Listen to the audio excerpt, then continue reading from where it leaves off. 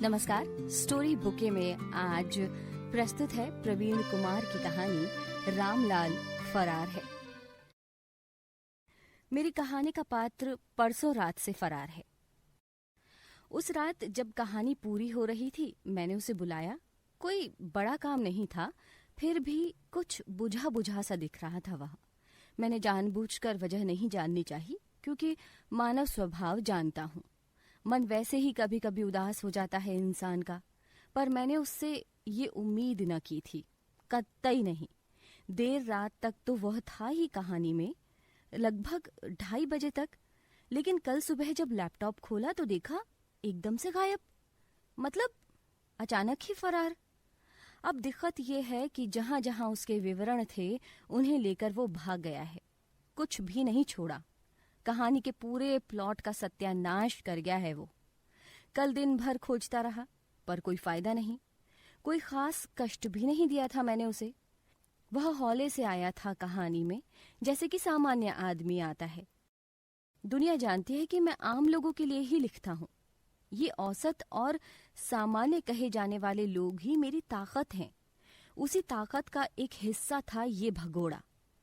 क्या वह अपनी स्थिति नहीं संभाल सकता था, जबकि उसकी एक निश्चित और प्रतिबद्ध भूमिका थी? वैसे मैंने हमेशा की तरह कहानी में चरित्रों के आगे ऑर्गेनिक विकास का स्पेस दे रखा था। चरित्र चाहें तो परिस्थिति विशेष में न केवल अपना व्यक्तित्वांतरण कर सकते हैं, बल्कि अपनी भूमिका भी बदल सकते हैं।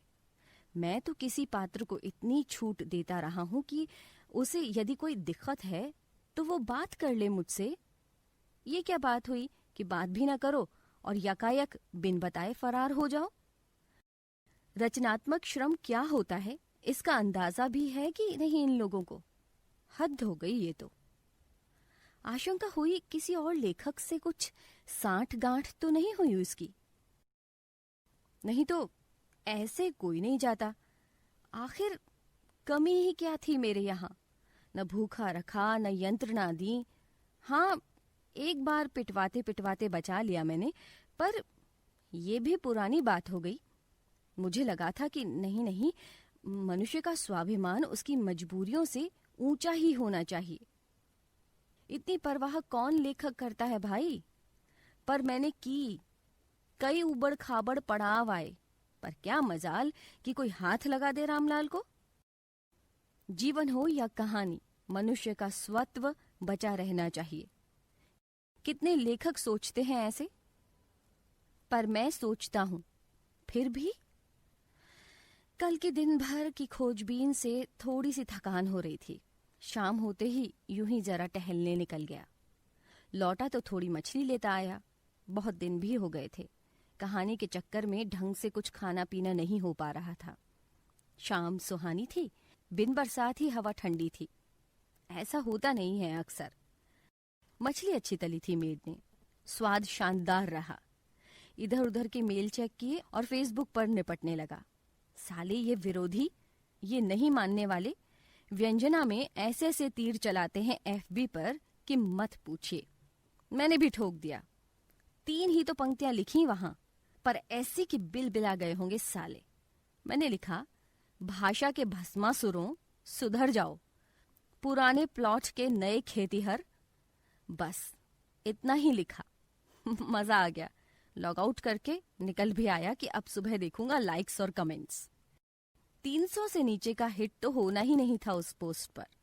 फिर मैं टहलते हुए बदली हुई हवाओं का आनंद लेने लगा। तभी पता नहीं क्यों उस भगोड़े रामलाल की याद आ गई। एन जब मूड बन रहा था तभी सुहाने मौसम में किरकिरी फैल गई एकदम से। मन मारकर एक बार फिर लैपटॉप खोला। उस कहानी वाली फाइल को खोलने का कोई इरादा न था, पर लिखने वाले के अधलिखे के मोह का अंदाजा तो आपको होगा ही। ये बात बहुत आसानी से समझी जा सकती है कि एक लेखक क्यों अपनी किसी पूरी हो चुकी रचना को उतना नहीं निहारता जितनी कि अधूरी रचनाओं को। तो उंगलियां बरबस उस कहानी वाली फाइल को क्लिक कर गईं। कहानी खुल गई। पर यह क्या, जहां शीर्षक लिखा था ना उस कहानी का, अब बिल्कुल उसके ऊपर किसी ने लिख मारा था, सेठ जी राम राम, आपका रामलाल। मैं तो चौंक गया। घर में कोई है नहीं, पत्नी अपने मायके गई है बच्चों के साथ, मेड केवल सुबह शाम आती है, वो भी ब्रज देहाती। ये बीच में लैपटॉप खोलकर कौन लिख गया भाई? मैं लैपटॉप पर उंगलियां नचाने लगा और हैरानी से मेरा चेहरा चकोर होता चला गया। उस भगोड़े रामलाल के विवरण जहां जहां थे, उसने सबके सब गायब कर दिए थे और ठीक वहीं कुछ ना कुछ लिख मारा था।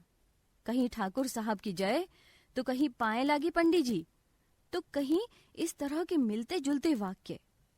हर वाक्य के नीचे आपका रामलाल जरूर लिखा था। पूरी कहानी का जायजा लेकर मैं निष्कर्ष पर पहुंच चुका था कि भगोड़ा कहीं नहीं भागा है, कमबख्त यही है और अब परेशान कर रहा है। मैंने भी तय कर लिया कि अब जबकि उसका पता लग ही गया है, तो ऐसे तो मैं उसे जाने दूंगा नहीं। मेरा ही रचा हुआ और मुझसे ही ऐंठ।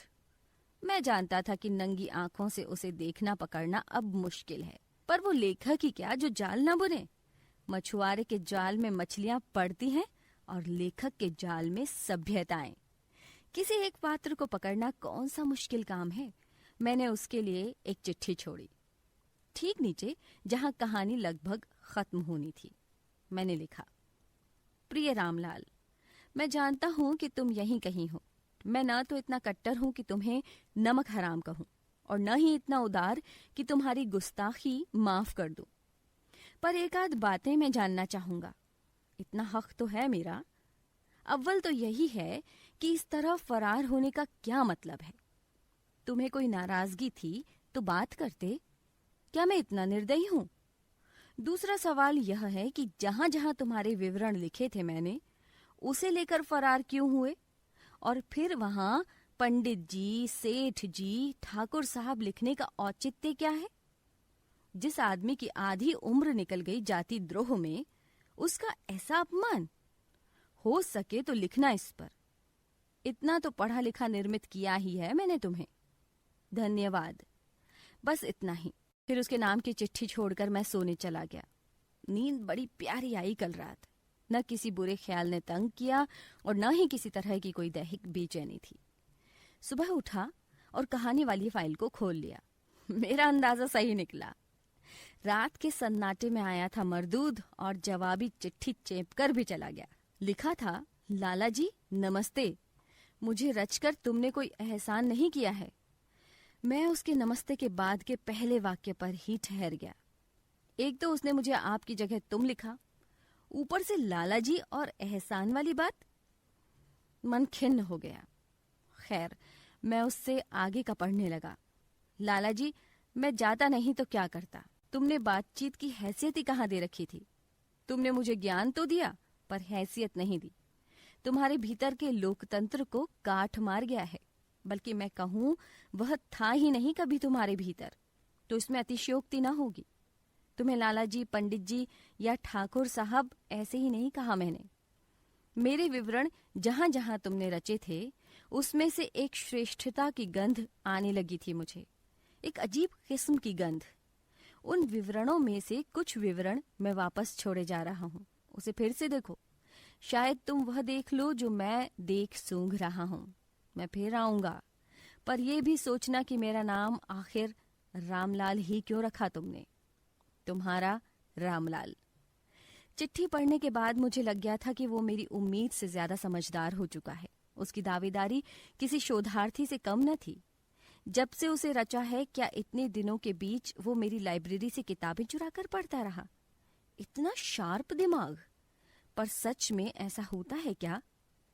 क्या किताबें इतनी मदद करती हैं? मेरा तो मानना है कि किताबें पढ़कर आदमी शातिर ज्यादा बनता है और संवेदनशील कम। जो भी हो, पर अभी तो टारगेट मैं ही था। श्रेष्ठता की गंध पूरी कहानी में वो एक जगह भी नहीं मिलेगी। जब है ही नहीं तो गंध कैसी? मेरा अंदाजा गलत नहीं है कि रामलाल अपने बच निकलने का बहाना बना रहा था, बल्कि अपने भागने को वैधानिक जामा पहना रहा था। किताबों ने जरूर शातिर बनाया होगा उसे। अब मेरे पास दो ही रास्ते बचे हैं। पहला कि पूरी कहानी को निस्तनाबूद कर दूं, न रहेगा बांस न बजेगी बांसुरी। दूसरा रास्ता यह है कि एक बार फिर उसे टटोलूं। मैं चाहूं तो उसे छोड़ भी सकता हूं और रामलाल के बरक्स कोई और पात्र खड़ा कर सकता हूं। पर उस कहानी में एक सूक्ष्म सांस्कृतिक संकेत है, रामलाल के आसपास के चरित्रों के माध्यम से। सच पूछिए तो उस संकेत का अंतिम सफल भार रामलाल को ही उठाना था। भार उठाना क्या कहूं, बस ये समझ लीजिए कि एक पारिभाषिक शब्द के अर्थ गर्भत्व की जांच करनी थी। जिस तरह से ब्लड सैंपल्स को जांचने के लिए कांच के टुकड़े पर खून की 2 बूंदें गिरानी होती है ना, ठीक उसी तरह 2 शब्द रामलाल के सामने गिराना था। रामलाल न खून था न माइक्रोस्कोप, बस उसकी भूमिका कांच के टुकड़े वाली थी। ये कोई बहुत वजनी काम तो था नहीं। कहानी के अंतिम दृश्य में बस ये देखना था कि उस शब्द को सुनते ही रामलाल पर क्या असर होगा, पर उसने ये मौका ही नहीं दिया। कहानी के अंत में तय था कि वो आएगा और आते ही वो शब्द उसके सामने खड़ा कर दिया जाएगा, लेकिन इस बीच वो फरार हो गया।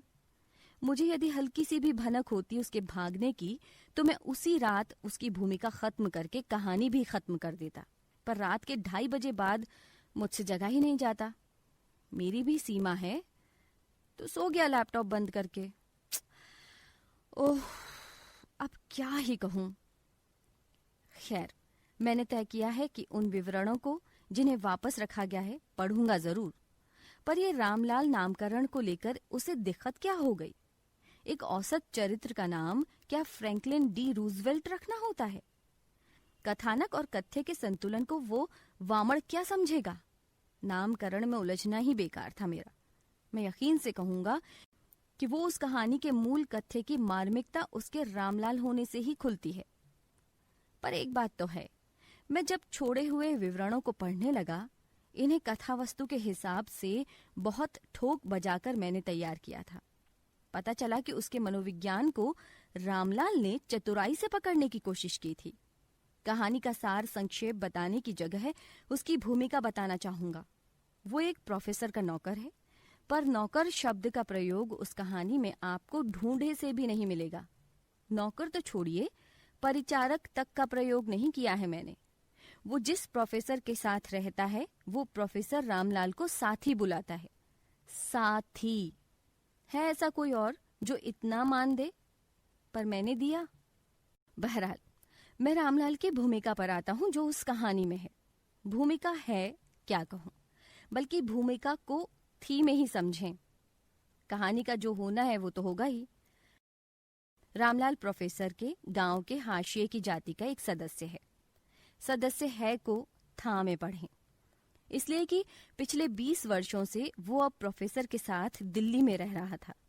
पर तब गांव में गरीबी और बेरोजगारी ने उसकी पत्नी और 12 साल की बेटी को निगल लिया था। इधर प्रोफेसर की नई नई नौकरी लगी थी, असिस्टेंट प्रोफेसर के रूप में। नौकरी से पहले भी और आज भी प्रोफेसर एक मेधावी व्यक्तित्व का मालिक है, जबरदस्त क्रांतिकारी। जब नौकरी लगी थी तब तो आग ही आग था वो। समाज के सारे ढकोसलों पर थूकता था, जात पात से तो बहुत ऊपर की चीज था। उसी दौरान जब वो गांव गया तो रामलाल के दर्दनाक जीवन का पता चला। तब रामलाल को उसने बहुत थका और उदास पाया। शोक संतप्त रामलाल अब हड्डियों का ढांचा रह गया था। नए नए असिस्टेंट प्रोफेसर से रामलाल की हालत देखी न गई। सामाजिक वर्जनाओं को धता बताते हुए उसने रामलाल जैसे तथाकथित अछूत को अपना लिया और गुजर बसर के लिए दिल्ली ले आया। अपनी तनख्वाह से रामलाल को किराए के मकान में रखा और बदले में रामलाल ने प्रोफेसर की मित्रता स्वीकार कर ली। रामलाल प्रोफेसर के मोह में पड़कर उसके घर में सुबह से रात तक रहता और देर रात अपने किराए के कमरे पर जाता। मना करने के बाद भी रामलाल प्रोफेसर के लिए खाना बना देता, कपड़े धो देता, घर की साफ सफाई भी खुशी खुशी करता। एवज में प्रोफेसर उसे 5,000 रुपए देने लगा। ये बहुत बड़ी बात थी। 5,000 प्रति माह। उस जमाने में ये रकम कम न थी। फिर प्रोफेसर की शादी हुई, 2 बच्चे हुए, केशव और कुणाल। पराक्रमी असिस्टेंट प्रोफेसर की पदोन्नति होती रही और बहुत जल्दी ही उसे विश्वविद्यालय की प्रोफेसरी मिल गई। रामलाल जुड़ा रहा। बल्कि अब प्रोफेसर को मिली सरकारी कोठी के पिछवाड़े सर्वेंट क्वार्टर में रहने भी लगा। वो एक अहाते से घिरा हुआ था। रामलाल चाहता तो कोई और धंधा पानी कर सकता था, यहाँ तक कि बीच बीच में प्रोफेसर उसको कहा करता था कि कोई नौकरी वगैरह कर लो साथी, पर पढ़े लिखों की ही क्या हैसियत है इस महानगर में जो कि 8वीं पास को पचा लेता। इधर रामलाल भी साफ साफ इनकार करता रहा, बाबूजी अब कहीं नहीं जाना आपको छोड़कर। रामलाल का जवाब सुनकर प्रोफेसर की आंखें गीली हो जाती। इतनी प्रतिबद्धता हो साथी। तब युवा प्रोफेसर रामलाल को गले लगा लेता। प्रोफेसर के दोनों बेटे रामलाल को काका कहते। यही नहीं, प्रोफेसर के शोध छात्र भी काका कहते रामलाल को। रामलाल सबको नाम से ही पुकारता, बस प्रोफेसर को बाबूजी कहता और उनकी पत्नी को बीबी जी। प्रोफेसर की पत्नी को बीबी जी कहना तो ठीक था, पर प्रोफेसर को बाबूजी का संबोधन बिल्कुल ही अच्छा नहीं लगता था। उसने रामलाल को कई बार टोका, तुम भी मुझे साथी ही कहो रामलाल, जैसे मैं तुम्हें कहता हूं। पर नहीं, रामलाल के भीतर अपरिभाषित संस्कार जड़ जमाए हुए थे। वो बाबूजी शब्द के अलावा कोई भी संबोधन स्वीकार करने को तैयार न था। तो ये है उसकी पूरी भूमिका कहानी में। प्रोफेसर और उसके मेधावी शोध छात्र भाषा और भाव की परस्परता को एक समाज शास्त्रीय दृष्टिकोण देना चाहते थे। सबको पता है कि साहित्य में समाज शास्त्र एक प्रामाणिक प्रविधि है। प्रोफेसर साहब लंबे अरसे से इसी क्षेत्र में अपनी धाक जमाए हुए थे और अब शोध का एक अलहदा क्षेत्र चुना था उन्होंने, मानव व्यवहार के स्तर पर। कहानी के आखिरी हिस्से में शोधार्थियों के साथ लंबे चौड़े शोध प्रबंध तैयार करके प्रोफेसर अपने लिविंग रूम में बैठे हैं। वहां मौजूद शोधार्थियों की भी सांसें रुकी हुई थी।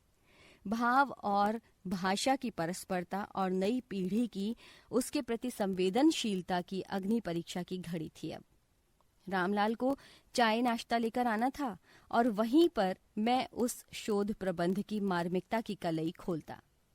पाठक भी समझ जाते हैं कि शोध की तमाम दावेदारियों के बावजूद एक गरीब का दुख अपरिभाषित ही रह जाता है, लगभग ब्रह्मांड के रहस्यों की तरह।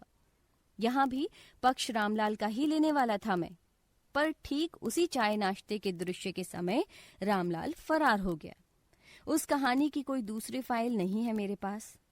इतनी तन्मयता से लिखा था सब कुछ, कितनी रातें जागा, कई दफे भावुक हुआ, तब जाकर कहानी पूरी होने को थी, पर गद्दारी हो गई।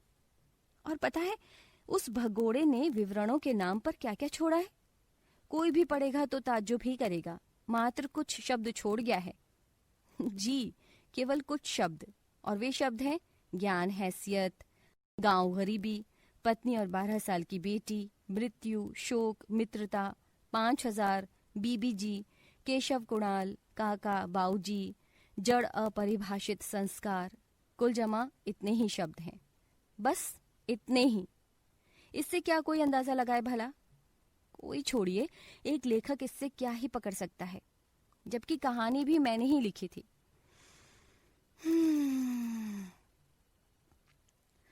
कहना तो नहीं चाहिए, पर 8वीं पास का दिमाग कितना चल सकता है। पर मैं लेखक हूँ, आंतरिक स्तर पर लोकतंत्र और संवेदना मेरी पहचान है। मैं कुछ देर सोचता रहा और एक जवाबी चिट्ठी लिख दी। बहुत भावुक संबोधन लिखा मैंने, पर मुझे ये भी जांचना था कि मामला किस स्तर तक बिगड़ गया है। मैंने लिखा, प्रिय रामलाल, हो सकता है अनजाने में मैंने तुम्हारा दिल दुखा दिया हो, बिल्कुल हो सकता है, पर तुमने जो विवरण छोड़े हैं उसकी कुल संख्या 30 शब्द से ज्यादा नहीं है। ऐसे में मैं तुम्हारी नाराजगी या उदासी का सबब नहीं जान सकूंगा। मैं इतना निर्दयी भी नहीं कि तुमसे मारपीट करूंगा। कब तक ये चिट्ठी पत्री का खेल चलेगा? हो सके तो आज मिल लो और गिले शिकवे दूर कर लो। तुम्हारा पक्षधर। यही लिखा। अंतिम शब्द लिखते हुए मैं बस रोया ही नहीं, पूरी जिंदगी निकल गई मजलूमों और बेबसों पर लिखते लिखते। उस कहानी के अंत में भी रामलाल का ही पक्ष ले रहा था। खैर, मैंने चिट्ठी छोड़ी और दोपहर की नींद में डूब गया। 1 घंटे बाद ही मेरी नींद खुल गई और मैंने लैपटॉप खोला। बिल्कुल वही हुआ जो सोचा था। रामलाल ने एक लंबा चौड़ा जवाब दिया था मुझे, वो भी घंटे भर के भीतर। मेरी आंखें हैरानी से फटी की फटी रह गईं। उसने मेरे समूचे अस्तित्व पर ही प्रश्न खड़ा कर दिया था और मेरी लिखी पूरी कहानी के विखंडन पर आमादा हो गया था वो। उसने लिखा था, तथाकथित लेखक महोदय को दोपहर की जोहार। आप अपने लिखे को अगर 30 शब्द से कम में नहीं समझ सकते तो लीजिए, मैं उससे ज्यादा शब्दों में समझाता हूँ। पर पहले मैं ज्ञान और हैसियत की बात लूं। जो आदमी 20 वर्षों से प्रोफेसर के यहाँ हो और उसकी लाइब्रेरी से किताबें निकाल निकाल कर पढ़ता रहा हो, उसकी ज्ञान और स्किल में कोई बदलाव नहीं आएगा 20 बरस तक में। तुम ही सोचो, मनोविज्ञान क्या कहता है कि आदमी को गरीबी उतना उदास नहीं करती जितना कि अपमान। तुमने कभी नहीं सोचा कि मेरी उदासी एक प्रवृत्ति बन गई थी धीरे धीरे। सच्चाई तो ये है कि मेरी उदासी का सामना करने से तुम हमेशा बचते रहे महाराज। गांव और गरीबी का हाल किसी से छुपा नहीं, पर तुमने क्या किया? अपनी कहानी का पात्र बनाने के चक्कर में मेरी बीवी और 12 साल की बेटी को एक साथ मार दिया। किसी एक को तो जिंदा रख लेते, क्रूर लेखक। एकदम से ऐसा दुर्योग। पर नहीं, किसी एक को जिंदा रखने का मतलब था कि रामलाल को फिर कभी दिल्ली नहीं ला पाता वो प्रोफेसर, और साथ ले आता तो कहानी में संभालता कैसे? तुम्हें एक सिंगल पात्र चाहिए था अपनी दोहरी मार्मिकता के प्रयोग के लिए। चलो, पत्नी और बच्ची को मार डाला और स्वाभाविक रूप से मैं शोक में डूबा हुआ हड्डियों का ढांचा रह गया था केवल। पर उस शोक से उबरने का मौका तो देते तुम। एक आदमी जो शोक में कंठ तक डूबा हुआ है, उसकी मनोदशा का कुछ अंदाजा है? उसका दिमाग काम करता भी है क्या? जब तक मैं कुछ सोचने समझने की स्थिति में आता कि उससे पहले ही बड़ी चतुराई से वो प्रोफेसर मुझे टांग कर ले आया दिल्ली। दिल्ली ना आता तो क्या पता मैं गांव में रहकर अपनी विधवा पड़ोसन से शादी कर लेता, एक नई जिंदगी शुरू हो जाती। पर नहीं, उस प्रोफेसर को एक नौकर चाहिए था और तुम्हारी भावनात्मक लेबोरेटरी को एक जीव। हाँ, ठीक समझे, मेंढक या जीव, जो समझो।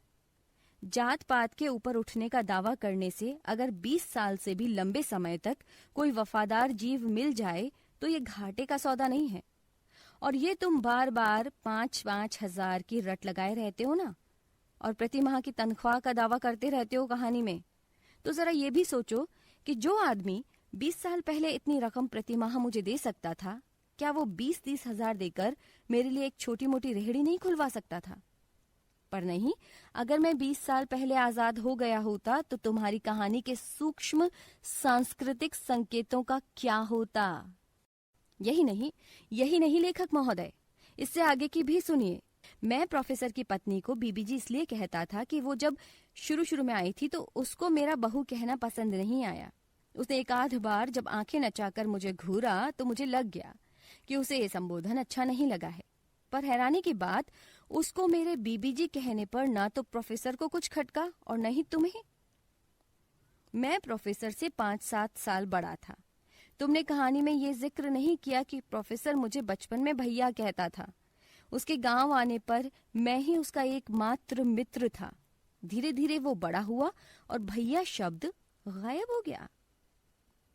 वो मुझे जब दिल्ली लाया तो साथ ही कहने लगा, इस डर से कि कहीं मैं उसका नाम लेकर ना पुकार दूं। हालात का मारा मैं भैया से साथी हो गया और तुम्हारा प्रोफेसर मेरे लिए बाऊजी। आगे लगा दी रामलाल ने एकदम से। मैं तो दंग रह गया था उसकी सोच पर। उसके हिसाब से उसके अपने होने में कुछ अनिश्चित होना था।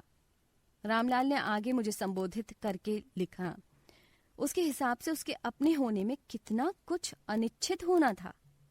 रामलाल ने आगे मुझे संबोधित करके लिखा, लेखक साहब, क्या मुझे बूढ़ा दिखाने की जगह जवान नहीं दिखा सकते थे? मैं क्यों अधेड़ ही निर्मित हुआ? तुम्हारे बच्चे मुझे काका काका इसलिए कहते थे क्योंकि काका के पास ना शब्द था ही नहीं। स्कूल छोड़ना, ले आना, घर बाहर, सब्जी फल, राशन सफाई, सब इस काका को ही तो करना था। कहानी में यह भी तो हो सकता था कि 10 साल के अनाथ रामलाल को वो युवा प्रोफेसर दिल्ली लाया, उसे पढ़ाया लिखाया और कालांतर में वो केशव और कुणाल के साथ किसी मिश्री की तरह घुल मिल गया। ऐसे क्यों नहीं सोचा तुमने? कभी सोचना तुम कि तुम ऐसा क्यों नहीं सोच पाते? चलो, मुझे अधेड़ ही ले आए दिल्ली, पर मेरी इच्छाएं, मेरी वासनाएं, उन्हें कहाँ दबा दिया? मेरा तो जीवन शुरू ही नहीं हुआ यहाँ आने के बाद। तुम्हारी फ्रेमिंग में बस एक सीधा सा प्रतिबद्ध रामलाल चाहिए था। प्रोफेसर ने इतना कम कभी नहीं दिया, पर इतना ज्यादा भी नहीं दिया कि कोई विकल्प ना खोजूं। वो जब जब मुझे कहता कि साथ ही कोई और विकल्प चाहो तो देख लो, तो मेरा कलेजा कट कर रह जाता। 8वीं पास क्या विकल्प देखता? उसे खड़ा करने के लिए पूंजी चाहिए थी, और पूंजी देने से तो रहा प्रोफेसर। ऊपर से मेरे ये कहने पर कि मुझे कहीं नहीं जाना बाबूजी, वो मतलब खुशी से रो पड़ता। उसे लगता कि मैं प्रतिबद्ध हूं। ऊपर से तुमने और आरोपित कर दिया। तुम लोगों ने कभी जाना ही नहीं कि एक मजबूर आदमी दरअसल कहना क्या चाह रहा है, इसलिए मैं बगावत कर गया। खैर, अब जो हुआ सो हुआ। मैं तुम्हें और ज्यादा निराश नहीं करूंगा। शाम को आकर मिलता हूं। अभी सिनेमा देखने जाऊंगा। तुम कुछ खाने पीने को रखना, और ये जो तुम्हें बार बार मैं तुम कह रहा हूं ना, उससे तुम्हें जरूर झटके लगे होंगे। ये बात मैं जानता हूं। एक जड़ अपरिभाषित संस्कार का व्यक्ति कभी नहीं रहा मैं, बल्कि तुम मुझे ऐसे ही दिखाना चाहते थे। शाम 4-5 बजे मिलता हूं। तुम्हारा रामलाल। उसकी चिट्ठी बहुत कुछ असर कर गई मुझ पर। लगभग बुखार ने घेर लिया। इतना कुछ लिख गया था वो। आज तक ऐसा नहीं हुआ मेरे साथ। ये सदमा इतना गहरा था कि मैं आज दोपहर को बिना कुछ खाए ही सो गया। अभी शाम की बात बताता हूँ। तकरीबन 4 बजे उठा। माथा भारी हो गया था। भूख लगी थी, पर ठंडा खाना मुझे पचता नहीं। कुछ नमकीन और कॉफी से भरा एक मग लेकर बैठ गया। कॉफी बहुत गर्म थी। तभी मेड का फोन आया कि आज वो खाना बनाने नहीं आएगी। अगर आती तो शायद उससे पूछ लेता कि क्या तुम लैपटॉप चलाना जानती हो। पर अजीब ही स्थिति हो गई मेरी। बाहर बालकनी में टहलते हुए मैंने उस कहानी के बारे में सोचने लगा। कहाँ चूक हुई है मुझसे? पर हुई कहाँ है? लेखक आजाद होता है, आज तक यही जानता था, पर अब लग रहा है कि लेखक गुलाम होता है अपने पात्रों का, नहीं तो एक 2 कौड़ी का। खैर छोड़िए, अब देखना था कि वो आता है कि नहीं। लिख कर गया है कि फिल्म देखने जा रहा हूं। रामलाल और सिनेमा, क्या चक्कर है भाई? कॉफी खत्म करके मैं उस अधूरी कहानी को फिर पढ़ने लगा। रामलाल के छोड़े विवरणों को जोड़कर भी पढ़ा और बिना जोड़े भी। कहीं कोई दिक्कत नहीं थी। मैंने कई पात्रों को उलटने पलटने की कोशिश भी की। खूब खंगाला कहानी को। कहानी की निष्पत्ति में मुझे कोई दुविधा पकड़ में नहीं आई। जो चीज जहां होनी चाहिए थी ठीक वहीं थी, बस रामलाल को छोड़कर। समय के तेजी से बीतने की भनक न लगी। तभी एक आदमी मेरे सामने खड़ा दिखा, सफेद टी-शर्ट और जीन्स में। बाल कुछ कर्ली थे, पर साफ लग रहा था कि बालों को कलर किया था उसने। मैंने जब उसकी ओर देखा तो उसने मुस्कुराकर बड़े आत्मविश्वास से अपना हाथ मेरी ओर बढ़ाया। हेलो, मैं अनुभव शेखर। उसके इस तरह अंदर तक चले आने का मतलब था कि मेड दरवाजा खुला छोड़ गई थी। मैं कुछ हैरान था। वो अजनबी आगे का परिचय देने से पहले मेरे सामने वाले सोफे पर बैठ गया। मैं जानने को हुआ कि वो कौन है, पर उससे पहले उसने ही मुझसे पूछ लिया, लगता है आपने मुझे पहचाना नहीं। मुझे लगा कि कोई दूर का रिश्तेदार तो नहीं। मेरे मुंह से निकला, माफ करें, मैं भूल रहा हूं। अरे, इतनी जल्दी भूल गए? आज सुबह ही तो चिट्ठी छोड़ी थी तुम्हें। मुझे काटो तो खून नहीं। एकदम से मुंह से निकला रामलाल। उसका नाम लेते हुए मेरा चेहरा खिंच गया था, जबकि वो मंद मंद मुस्कुराए जा रहा था। उसने तपाक से जवाब दिया, बिल्कुल, रामलाल उर्फ अनुभव शेखर। अब मैं समझा। मैंने अपना लैपटॉप बंद किया और चश्मा उतारकर टेबल पर रख दिया। तो ये मामला था। अब ये पहला मौका था जब कोई पात्र मेरे सामने बैठा हो, वो भी मेरा सशरीर। मेरे दिल में एक हल्की धुकधुकी उठी। तब मैंने जाना कि लेखक को कभी कभी अपने पात्रों से भी डर लगता है। पर इसका एहसास मैंने रामलाल को नहीं होने दिया, बल्कि मैं थोड़ा सा संजीदा हुआ, थोड़ा सा मुस्कुराया। बस इतनी सी बात के लिए भाग गए? पहले कहा होता नाम बदल देता। उसने मुस्कुराकर जवाब दिया, क्या फायदा, बदल देने से मेरी भूमिका नहीं बदल जाती। इतना कहने के बाद उसका चेहरा एकदम उदास हो गया। मैं बहुत गंभीर हो गया था और उसे जवाब दिया, ऐसा है अनुभव शेखर, मैं किसी कीमत पर उस प्रोफेसर के पक्ष में नहीं था, आज भी नहीं हूं। पूरी कहानी तुम्हारे पक्ष की ही थी। एक मार्मिक मोड़ देना था मुझे। तुम्हारी स्थिति, उस तकलीफ, उस वेदना को मैं उन तमाम शोध ग्रंथों के बरक्स खड़ा कर देना चाहता था ताकि, पर क्यों क्यों? उसने मेरी बात बीच में काट दी। मुझे बहुत बुरा लगा। मैं उसके क्यों पूछने पर अब हैरान हो रहा था। कुछ गुस्सा भी आया। क्या मतलब है इस सवाल का? पर मैं उखड़ा नहीं, चुपचाप उसे देखता रहा। उसके पैरों में महंगे जूते थे और घड़ी भी पहन रखी थी। उसने अपने क्लीन शेव्ड चेहरे को आगे की तरफ झुकाया और अपने नए जूते के तस्मे बांधते हुए मुझसे पूछा, हैरानी हो रही है ना मुझे ऐसे देखकर? क्या मुझे धोती कुर्ते में आना चाहिए था? सरल और प्रतिबद्ध। मैं कुछ बोला नहीं। उसका खेल अब मैं कुछ कुछ समझने लगा था। मेरे जवाब ना देने पर वो चेहरा घुमाकर मेरी लाइब्रेरी की किताबों को देखने लगा। उसने बहुत बारीक नजर डाली किताबों पर, फिर तंजिया मुस्कुराहट में मुझसे बोला, जानते हो, उस प्रोफेसर की लाइब्रेरी की सैकड़ों किताबें पढ़ गया मैं 20 वर्षों में। सैकड़ों। उसकी लाइब्रेरी बहुत बड़ी है, तुम्हारी कल्पना से भी बड़ी। हजारों उपन्यास, कहानी और कविताओं से भरी हुई है वह। उन किताबों के सारे पात्र रात के अंधेरे में मुझसे बात करते थे, अपना दुखड़ा रोते थे। मुझे ये लग गया कि ये गंवार अब गप मार रहा है। मैंने उसकी हवा निकालनी चाहिए और टोह लेते हुए मैंने कहा, अच्छा, कौन कौन से पात्र थे? जरा मैं भी तो जानूं कि क्या दुखड़ा था उनका। अब छोड़ो भी, कितनों के नाम लूं, बस समझ लो कि मेरा जैसा ही दुखड़ा था। अब ये अति हो रही थी। मैं खड़ा हो गया। रामलाल जी, कृपया बताएं कि मेरा कसूर क्या है? ऐसा कौन सा दुख दे दिया मैंने आपको? बात घुमाने की जगह सीधी बात बोलो तुम। मेरा माथा भन्ना गया था अब, पर मेरी बात का उस पर कोई असर नहीं हो रहा था। ये मैं दावे के साथ नहीं कह सकता था। वो वैसे ही शांत बैठा रहा, फिर कुछ ठहर कर बोला, मैं तुम्हारा प्रोफेसर का ग्लैडिएटर था। तुमने जो निश्चित और प्रतिबद्ध भूमिका दे रखी थी, उसमें व्यक्तित्वांतरण का स्पेस नहीं था। तुमने मेरी बुनियाद ही गलत बना दी थी। मैं चाहकर अपनी भूमिका नहीं बदल सकता था। गलत आरोप है ये। मैंने हमेशा से छूट दे रखी है। तुमने शुरू में ही क्यों नहीं बोला? इसकी हैसियत थी मेरी। उस प्रोफेसर के एहसान तले इतना दबा दिया था तुमने कि मैं कोई भी हरकत करता तो ये गलत धारणा बनती। वो बिफर रहा था। उसका जवाब सुनकर मैं भी शांत होने लगा। मैंने ठंडे दिमाग से अपील की, देखो रामलाल, जो भी है साफ साफ कहो। मैं सुनने के लिए तैयार हूं। उसका चेहरा रुआंसा हो गया था, पर साथ के साथ फड़कता हुआ भी। उसने दम साध कर बोला, मुझे मुक्ति चाहिए इस अधेड़ रामलाल से। मैं जवान होना चाहता हूँ। मेरी बहुत सारी इच्छाएं हैं। मैं आजाद होना चाहता हूँ, एकदम। मैं डिकोड करने की कोशिश में लग गया, पर बात अभी खुल नहीं रही थी। मैंने बहुत ईमानदारी से पूछा, मैं क्या मदद कर सकता हूँ तुम्हारी? बताओ। बस कहानी बदल दो ये। इससे मेरी भूमिका भी बदल जाएगी। मुझे जवान दिखाओ, हंसते खेलते, लड़ते झगड़ते और पढ़ते हुए दिखाओ। कहानी में मुझसे थोड़ी शराब पिलाओ और हो सके तो एक प्रेमिका भी दो, बिल्कुल प्रोफेसर के शोधार्थियों की तरह। मैं चकरा ही गया उसकी मांग पर, और मेरे मुंह से निकला, और अर्थ गर्भत्व? उसका क्या?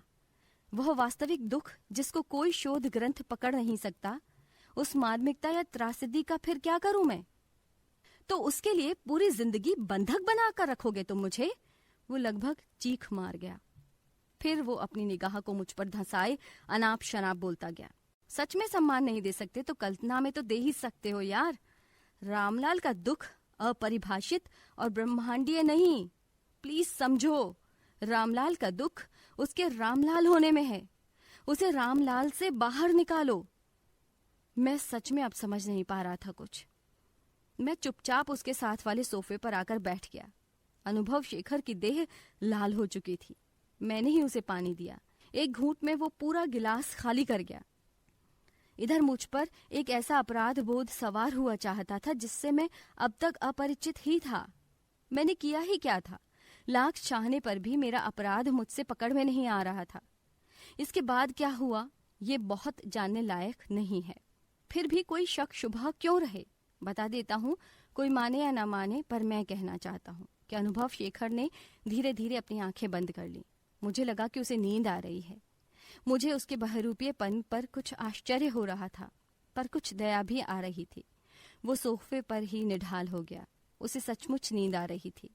उसके चेहरे पर बुढ़ापे के चिन्ह तलाशने लगा मैं। फिर मैंने एक मोटी चादर उसके ऊपर डाल दी। जानते हैं उसके बाद क्या हुआ? मैं गुसल खाने से लौटा, उसकी चादर हटाई तो वो फिर फरार था।